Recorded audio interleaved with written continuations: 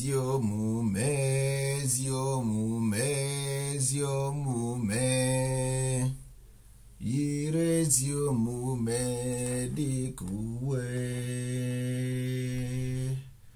gị ezunori ezuna ori gị agbana mụgha gị fụ nwanne gị n'anya nke kachasị ibe ya yiri ezi omume dịka uwe. Ụmụ ibe anyị ekene ụnụ, anyị si ka anyị kene eke, kene orie, kene afọ, kene nkwọ, kene ndị mbụ, kene ndị ọkpụ, kene ndị egede, kene ndị ichie, kenekwe ndị amaala ibe m ndị ọ ga-adịrị mma. Ụmụ ibe dịka anyị si kwuo, anyị nwa bụ Iyon Business Consultant. Anyị nwa bụ Iyon Business Consultant. Anyị wetara ndị be anyị ọganiru. Anyị wetara ndị be anyị ọganiru. Ihe anyị ji wetara ndị be anyị ọganiru maka na afụfụ ndị be anyị na-ata awụrụ ihe ji ọnụ ekwu. Ọ bụrụ na ị na-anya na ebe ha na-enwe ebe ha na-azụ ahịa, ofu ihe na-eme mgbe ọbụla asị ha bịa ka agaba goro anị na a na-ere ahịa egoro alaba, ha rụsị alaba achọ ofu akụkọ kọ emepe trade fair, arụsịa trade fair achọ ofu akụkọ kọ emepe kọmputa village, emepe ladikpọ. Ihe niile na-efuru ga-aba n'ofu akụkọ. Ihe niile na-efuru ga-aba n'ofu akụkọ maka na in the beginning there was a plan, and that plan bụ gịnị? Generate traffic, then after they send you to another place. Ị ga-akwụsị aka tiri ọkụkọ akị.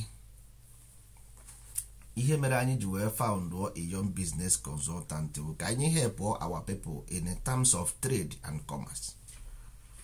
Our people are mara about trade and commerce. Anyị nwa nọ na Europe for very long time. Ihe anyị na-arụ, aka ọrụ anyị bụ create job. Aka ọrụ anyị bụ ikepụta ọrụ. Anyị wee sị ebe ọ bụ na anyị na-enyere ndị bekee aka, ka anyị nyekwere ndị be anyị aka. Ndị Igbo si na akụrụ ụlọ amụrụ onye kpara ya. Our philosophy bụ our business ethic. Nya bụ ezi omume ezunori agba na ama ụgha ịfụnanya. The foundational principle of Iyon Business Consultant. Anyị agaghị ezu ori, anyị agaghị agba ama ụgha. Dịka anyị si kwuo, the goal bụ imeke sure na Igbo business philosophy is restored. Onya bụ only way our people have to their own destination, to their own destiny. Gịnị bụ that thing? To lay down a structure of aka ọrụ, business startup. Every child must have aka ọrụ, must have a skill. The source of every evil is joblessness. And our focus bụ Igbo land. So that ka anyị nwee ike ime ka ụmụ anyị nwee aka ọrụ. If you want to invest in Igbo land, call Iyon Business Consultant. We have every necessary thing. We have a business plan. We have a business startup plan. We have a business scale plan. We have a business growth plan. We have a business management and financial management plan. We also have a stock market. Our plan is simple to bring trade and commerce in Igbo land. So you can call us on our Nigerian number. This Nigerian number, ịkpọ anyị na this Nigerian number, ị ga-enweta anyị. Ịchọkwa na ịkpọ anyị na mba ofesi bụ ala bekee, ị ga-enweta anyị.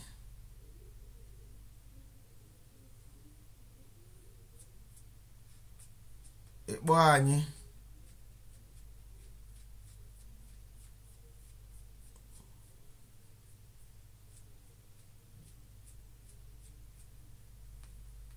na this Nigerian number m ga-akpọ ebe a.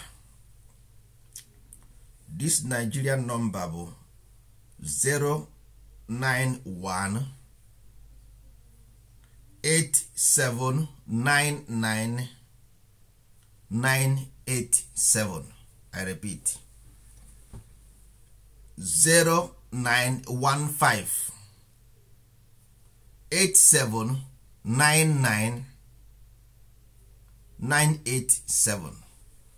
Ihe a bụ our office number, which is Nigeria number. Our office dị na Ebonyi State. Our office in Nigeria dị na Ebonyi State, which is in Afikpo Road, number 78. If you go there, you will see us. In Spain, we have also Spanish number. This number will get a +34 641 340 893. I repeat, the Spanish number +34 641 340 893. Anything gbasara business, the way anyị si azụ ahịa na be anyị, let me ask you a question.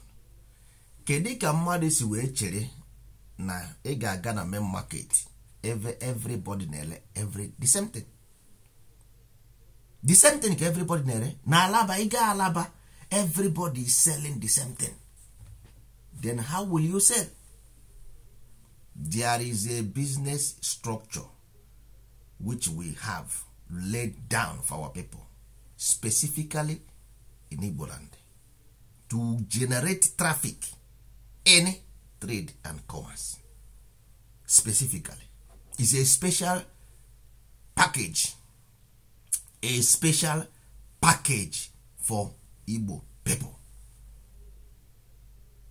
We need investment in Igbo land, coordinated investment. Coordinated investment. Real estate development is not about housing and estate. No, it's about development. So if you want to become the part and parcel of this, for the first time, Igbo land they were developmental plan.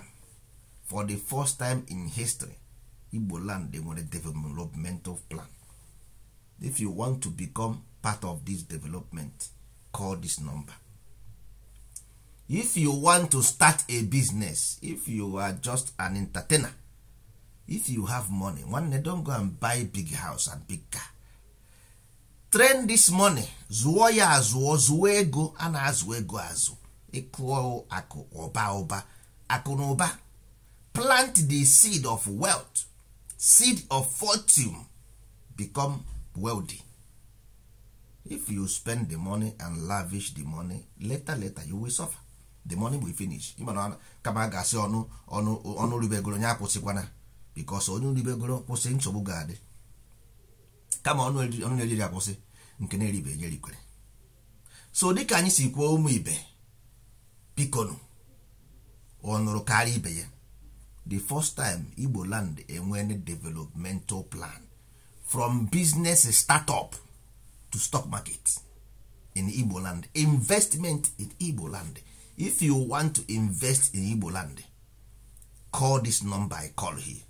I repeat the number again.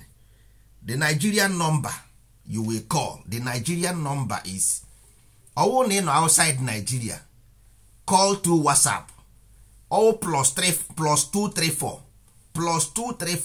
of only outside. Or one in Nigeria, don't put +234, put 095, put 0915, sorry, put 0915, then 8799987. Here are Nigeria number. Ọkwa na ị chọrọ ịkpọ Spanish number, then ị ga-etinye +34, then 641 340 893. Here bụ the number of a young business consultant. Worldwide, we are worldwide. Our target is to make sure that Igbo land has value. A land without a value is as useless as anywhere that is useless. We need our children to have job. We want to create job for our children, but without you investing, a tree cannot make a forest. If you don't want to come to Igbo land, we are a young business consultant. We have business management and financial management. We can help you to manage the business in Igbo land.